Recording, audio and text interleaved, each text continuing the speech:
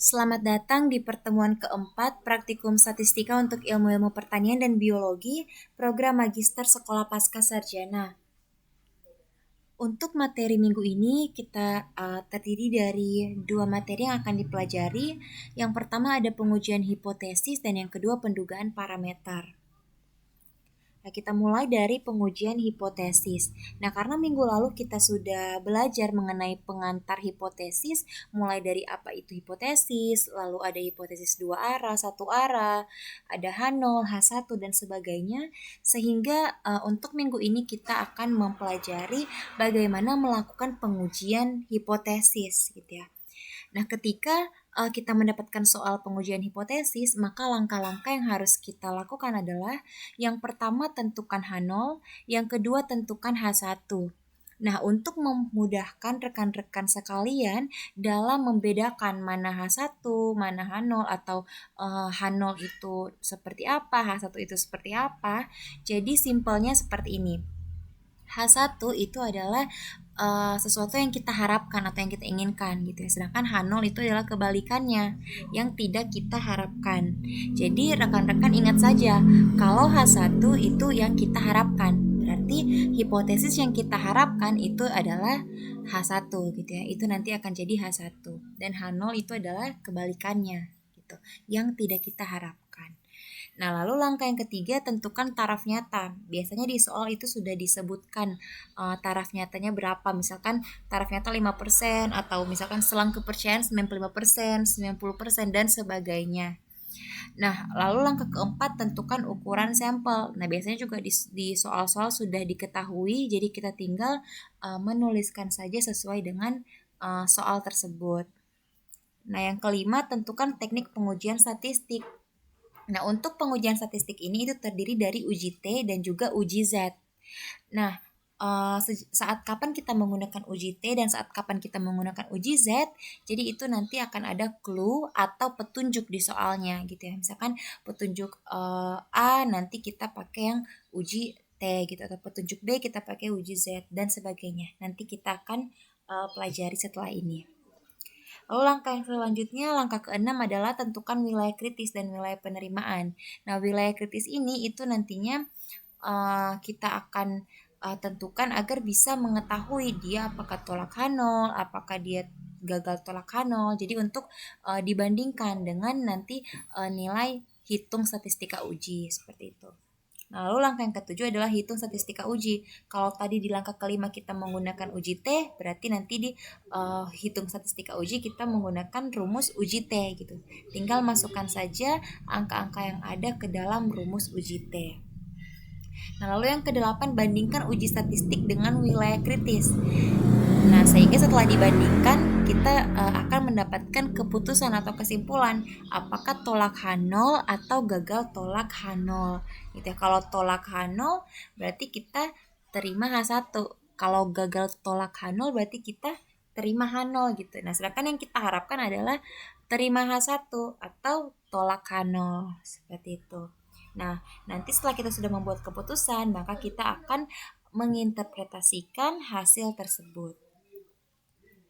Nah, kita mulai dari rumus yang pertama, pengujian nilai tengah satu populasi. Nah, untuk nilai tengah satu populasi itu bentuk hipotesisnya akan seperti ini gitu ya. Kalau yang satu arah ada yang kurang dari, lebih dari, kalau yang dua arah itu sama dengan gitu ya.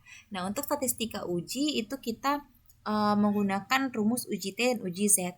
Nah, ini yang tadi saya sebutkan di awal bahwa untuk menggunakan uji T dan uji Z itu kita harus lihat clue dulu. Clue atau petunjuk dari soal yang ada. Nah, clue atau petunjuk yang dimaksud adalah yang ini.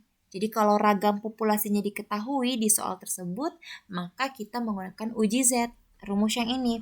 Kalau ragam populasinya tidak diketahui, maka kita menggunakan rumus yang ini, uji T. Seperti itu. Lalu untuk daerah kritisnya pada taraf nyata, kalau misalkan H1-nya mu kurang dari mu 0, maka dia akan tolak H0 apabila nilai Z hitungnya kurang dari minus Z alpha atau Z tabel. Atau kalau kita menggunakan uji T, maka dia akan tolak H0 apabila T hitung kurang dari minus T tabel. Seperti itu ya, kalau untuk daerah kritis pada nilai tengah satu populasi. Nah, kita masuk ke contoh soal. Suatu parameter baku mutu air sungai yang ditentukan oleh pemerintah terhadap buangan limbah adalah 50 ppm. Sebuah pabrik baru yang sedang mengajukan izin AMDAL diperiksa oleh petugas pemerintah untuk menentukan apakah pabrik tersebut layak diberikan izin. Nah, sebanyak 20 sampel buangan limbah diambil secara acak dan diuji parameter kualitas airnya. Dari data yang didapatkan, rata-ratanya adalah 55 dan simpangan baku sampel 4,2. Dengan menggunakan taraf nyata 5%, layakkah pabrik tersebut mendapat izin? Nah, kita langsung saja jawab sesuai dengan langkah-langkah yang ada tadi. Nah, yang pertama adalah tentukan H0 dan H1. Nah, sesuai dengan yang saya sebutkan di awal, kalau H1 itu adalah hipotesis yang kita harapkan gitu ya. Nah, kita balik lagi ke soal. Dari soal ini itu disebutkan sebuah pabrik ingin mengajukan izin AMDAL. Nah, dia lolos izin AMDAL kalau sesuai dengan baku mutu tentunya. Nah, baku mutu yang ditetapkan di sini adalah 50 ppm. Nah, seperti yang kita ketahui, kalau baku mutu berarti dia tidak boleh lebih dari baku mutu gitu ya nilainya. Sehingga yang kita harapkan itu adalah kurang dari baku mutu gitu ya, kurang dari nilai 50 ini agar supaya pabrik ini bisa lolos izin AMDAL gitu ya. Jadi agar pabrik ini lolos izin AMDAL, maka kita mengharapkan nilainya kurang dari 50 ppm. Sehingga untuk H1 ini kita buatkan mu kurang dari 50 gitu, kurang dari baku mutunya. Nah, untuk H0 itu kan kebalikannya. Jadi sesuatu yang tidak kita harapkan sehingga mu-nya itu lebih dari sama dengan 50, lebih dari baku mutu. Dan bentuk hipotesis ini juga sesuai dengan yang ini tadi. Kalau kita H1-nya mu kurang dari mu 0, maka H0-nya mu lebih dari mu 0. Ya. Nah, lalu kita tentukan taraf nyatanya. Taraf nyata alfa 0,05 karena di soal juga disebutkan dia taraf nyatanya 5%. Berarti alfanya 0,05. Lalu ukuran sampel. Nah, ukuran sampel di sini juga diketahui sebanyak 20 sampel. Nah, sehingga kita tuliskan di sini N sama dengan 20. Lalu kita harus menentukan apakah dia menggunakan uji T atau uji Z. Nah, kita lihat dari clue-nya. Karena di soal ini itu tidak disebutkan ragamnya itu berapa, jadi ragamnya tidak diketahui, sehingga untuk ragam populasi yang tidak diketahui, kita menggunakan rumus yang ini, uji T. Sehingga di soalnya kita menggunakan uji T gitu ya, karena ragam populasi tidak diketahui. Nah, lalu wilayah kritis dan penolakan. Kita lihat lagi untuk nilai yang di sini. H1 kita adalah mu kurang dari gitu ya, mu kurang dari. Jadi kita lihat untuk daerah kritisnya. Karena kita H1-nya mu kurang dari, berarti yang ini ya. H1 kita yang ini, sehingga daerah kritisnya dia akan tolak H0 apabila T hitung kurang dari minus T tabel. Nah, kenapa kita fokus ke nilai T, karena kan tadi kita menggunakan rumus uji T. Jadi kita langsung saja fokus ke nilai T ini. Nah, jadi dia akan tolak H0 apabila T hitung kurang dari minus T tabel. Nah, T tabel ini adalah alfa titik koma dB. Dan nilai dB ini N-1. Jadi kita harus cari tahu dulu berapa nilai T tabel ini. Sehingga nanti bisa dibandingkan dengan nilai T hitung. Nah, kita tuliskan di sini T tabelnya alfa titik koma dB. Nah, alfanya 0,05 sesuai yang diketahui di soal. Dan dB-nya itu tadi N-1. N-nya 20 dikurang 1 sama dengan 19. Jadi untuk nilai T 0,0519 itu adalah 1,729. Jadi kalau nilai 1,729 ini dari mana? Itu dari nilai T tabel gitu ya. Nilai tabel T. Kita lihat di tabel T itu 0,05 dan dB-nya 19, itu hasilnya nanti 1,729. Dan karena di sini nilainya minus, maka kita di sini juga minuskan seperti itu. Nah, uji statistik. Uji statistik ini kita langsung masukkan ke dalam rumus yang ada gitu ya. Karena kita menggunakan uji T, kita masukkan angka-angka yang ada ke dalam rumus T hitung yang tadi gitu ya, dan didapatkan hasilnya 10,91. Nah, setelah kita sudah mendapatkan nilai uji statistik, kita sudah mendapatkan nilai wilayah kritis atau T-tabel, sehingga kita bisa bandingkan gitu untuk membuat kesimpulan.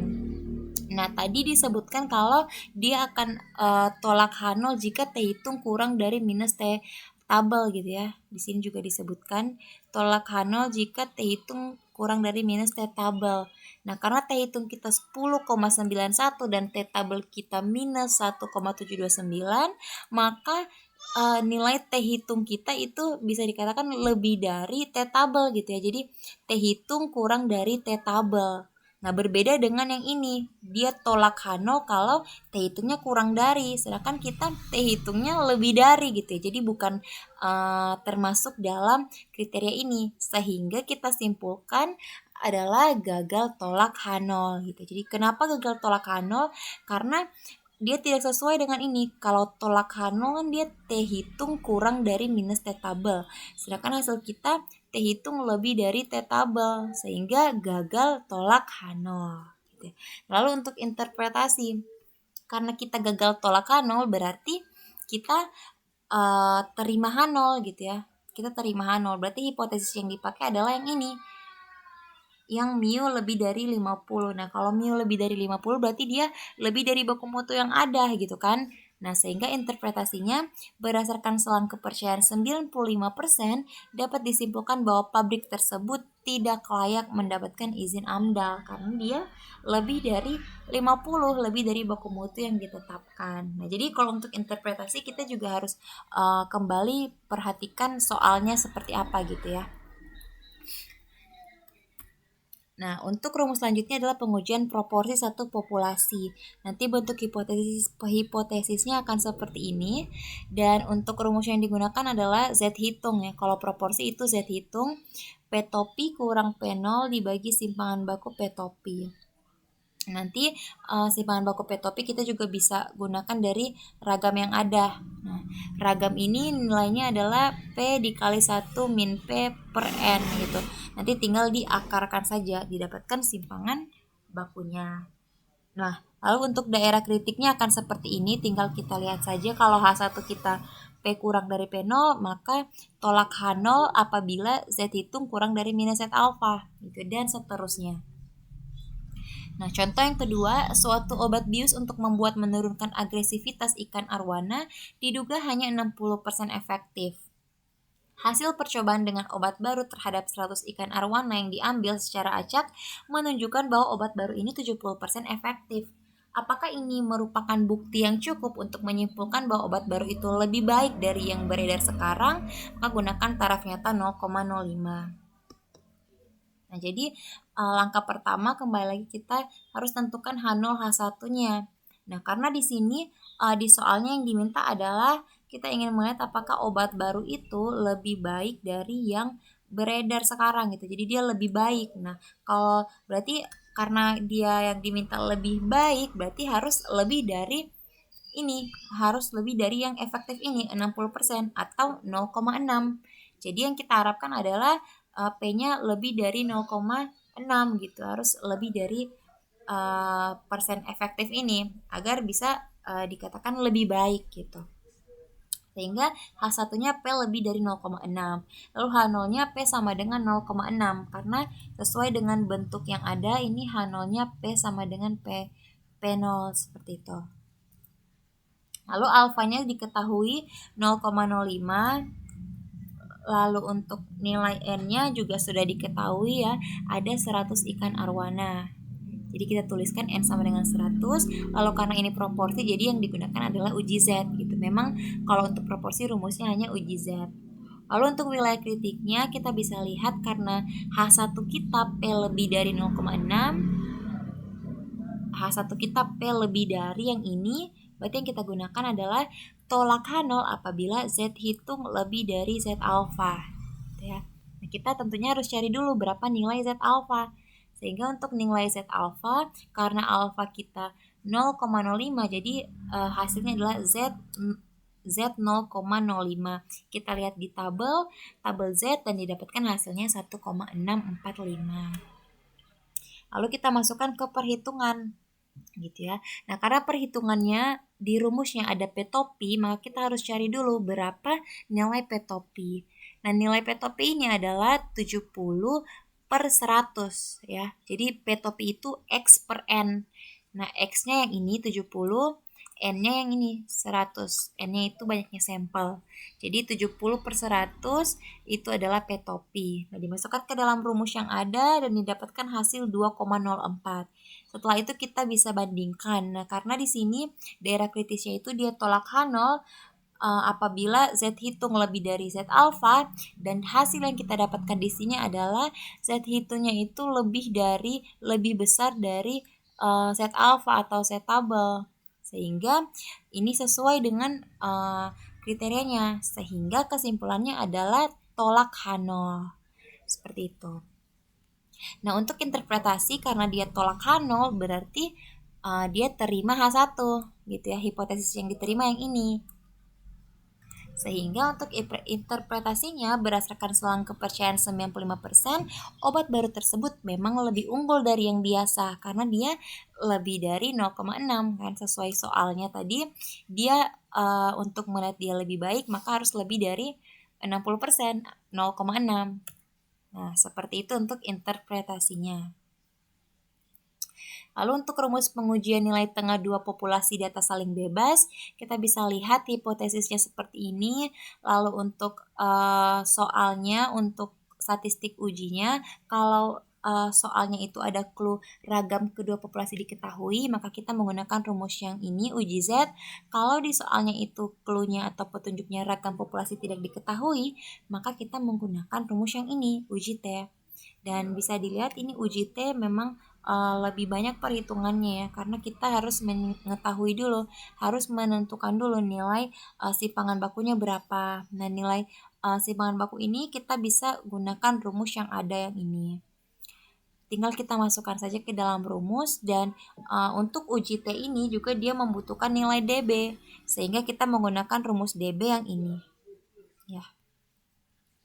Nah, untuk daerah kritisnya kita bisa lihat juga kurang lebih sama seperti yang tadi. Kalau untuk H1-nya dia kurang dari, maka dia akan tolak H0 apabila Z hitungnya kurang dari minus Z alfa atau T hitungnya kurang dari minus T alfa, dan seterusnya.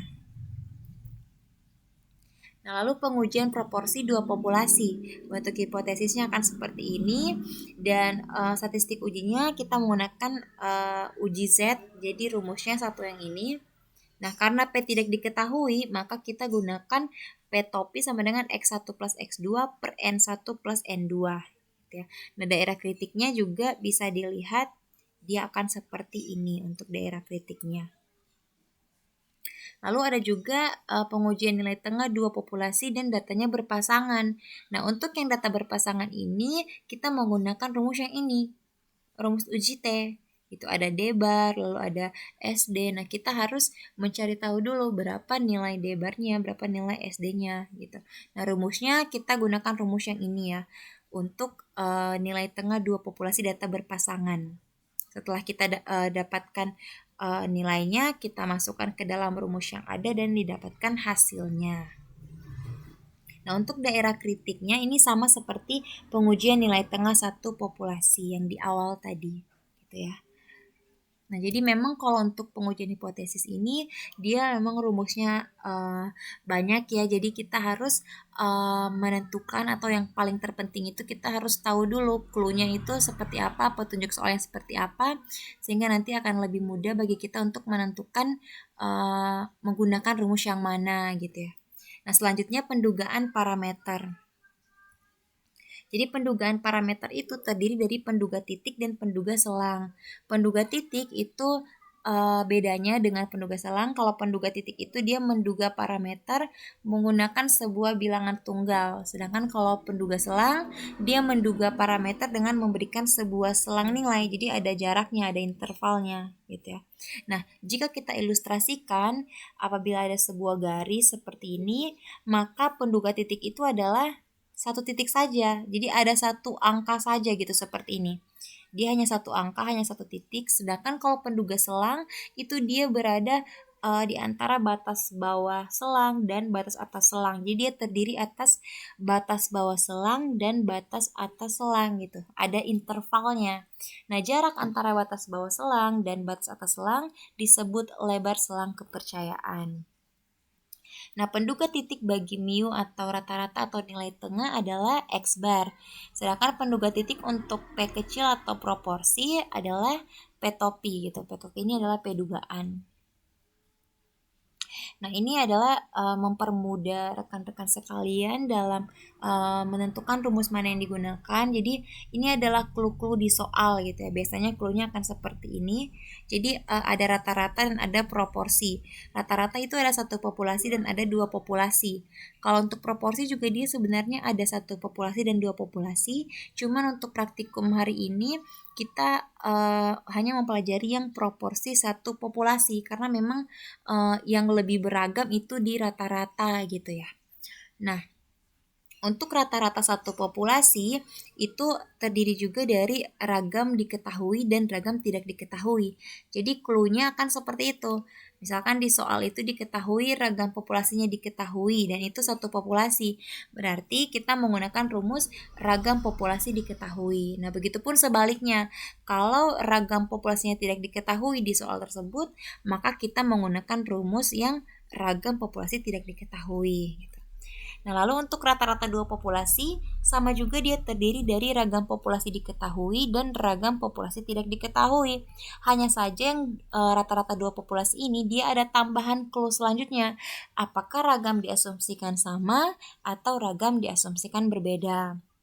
Kalau ragam diasumsikan sama, maka kita pakai rumus yang ini. Kalau ragam diasumsikan berbeda, kita pakai rumus yang ini, gitu ya.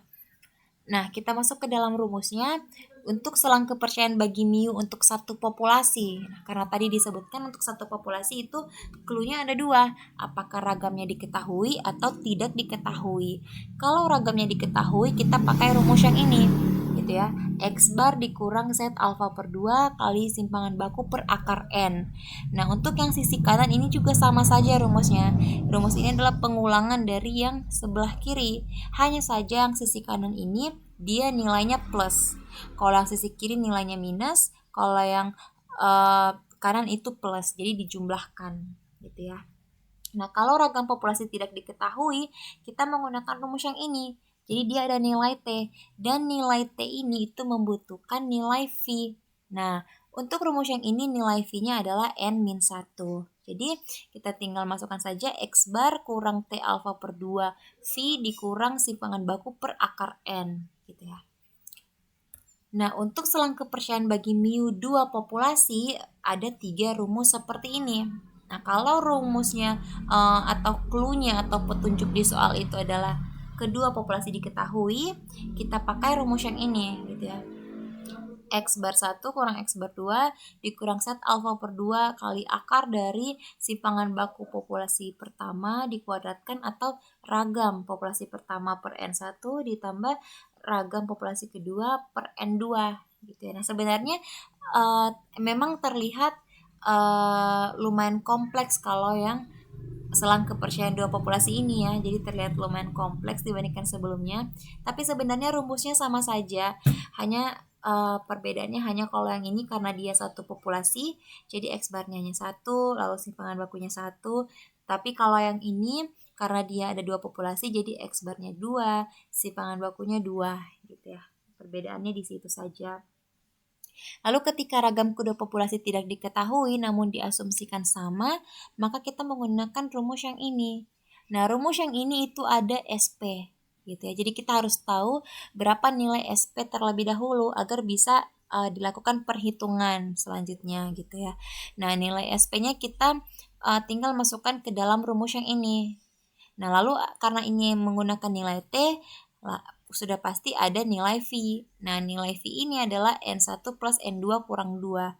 Jadi memang nilai V ini berbeda-beda di setiap rumus. Jadi jangan sampai kita salah memasukkan nilai V gitu ya. Jangan sampai salah memasukkan rumus V. Karena setiap rumus itu V-nya berbeda-beda. Nah, begitu juga dengan ragam kedua populasi tidak diketahui namun diasumsikan berbeda. Sehingga nanti rumusnya akan seperti ini, dan V-nya juga berbeda, lebih kompleks dari yang sebelum-sebelumnya. Lalu ada selang kepercayaan bagi proporsi. Nah, untuk proporsi itu kita menggunakan rumus yang ini. P topi kurang Z alfa per 2 akar dari P topi kali 1 min P topi per N. Begitu juga dengan sisi kanannya, hanya saja sisi kanan ini dijumlahkan. Kalau yang ini dikurangi. Lalu untuk ukuran contoh optimum, kita menggunakan rumus yang ini. Yang N sama dengan Z alfa per 2 dikuadratkan kali ragam populasi per batas kesalahan pendugaan dikuadratkan, atau sampling error ya, yang E ini. Nah, kita masuk ke contoh soal. Soal yang pertama dari pendugaan parameter ini adalah suatu populasi ternak sapi memiliki berat yang menyebar normal dengan ragam sebesar 225 kg. Dari populasi tersebut ditarik contoh sebanyak 36 ekor secara acak. Dari contoh tersebut diperoleh rata-rata 210 kg. Nah, tentukan selang kepercayaan 95% bagi nilai tengah berat sapi tersebut. Nah, yang harus kita lakukan adalah kita harus mengidentifikasi apa saja yang diketahui, sehingga nanti akan lebih mudah untuk mendapatkan clue atau petunjuk dari soal tersebut, dan kita bisa menentukan rumus mana yang harus kita gunakan. Nah, dari soal ini kita lihat yang pertama diketahui di sini ada ragam ya. Jadi di sini ragamnya diketahui 225, lalu N-nya diketahui. N-nya adalah 36 ekor. Banyaknya contoh 36 ekor, kita tuliskan. Lalu X barnya. X barnya juga diketahui 210.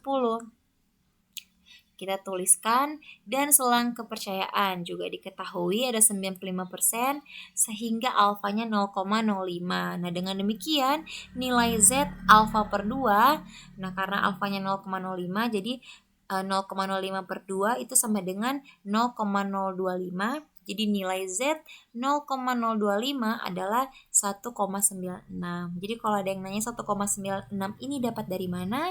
Ini dapat dari nilai tabel Z. Ya, nilai tabel Z 0,025. Nah, kalau sudah kita identifikasi apa saja yang diketahui, kita lihat clue-nya. Karena di sini ragamnya diketahui, dan karena soal yang ini itu jelas-jelas dikatakan suatu populasi, berarti hanya satu populasi gitu ya. Nah, karena di sini ada clue suatu populasi, lalu ragamnya juga diketahui, jadi kita pakai rumus yang ini, yang pertama, selang kepercayaan satu populasi dan ragamnya diketahui. Jadi kita pakai yang ini gitu ya. Kita masukkan ke dalam rumus yang ada, X bar-nya 210, Z alfa per 2 1,96 dikali 15 per akar 36, dan kita dapatkan hasilnya 210 kurang 4,9 dan 210 ditambah 4,9. Nah, 210 kurang 4,9 itu 205,1, 210 ditambah 4,9 itu 214,9, sehingga hasil yang didapatkan adalah seperti ini. Nah, nilai ini bisa juga dituliskan seperti ini, 210 plus minus 4,9. Jadi kita bisa tuliskan seperti ini, bisa juga seperti ini, atau bisa juga keduanya gitu ya. Nah, contoh yang kedua, sebuah survei terhadap 4.000 responden petani menghasilkan informasi bahwa 3.000 responden mengalami gagal panen selama musim kemarau. Nah, selang kepercayaan 95% bagi proporsi petani yang mengalami gagal panen adalah, nah, kembali lagi kita lakukan identifikasi apa saja yang diketahui. Nah, karena ini kita menggunakan proporsi ya, karena soalnya adalah proporsi gitu. Soalnya adalah proporsi, sehingga kita menggunakan rumus proporsi. Nah, untuk rumus proporsi itu ada nilai P topi gitu ya. Ini rumus proporsinya. Ada nilai P topi, sehingga kita harus tentukan dulu berapa nilai P topi. Nah, dari nilai yang ada diketahui di sini ada nilai 4.000 dan 3.000. 4.000 ini N, 3.000 ini adalah X.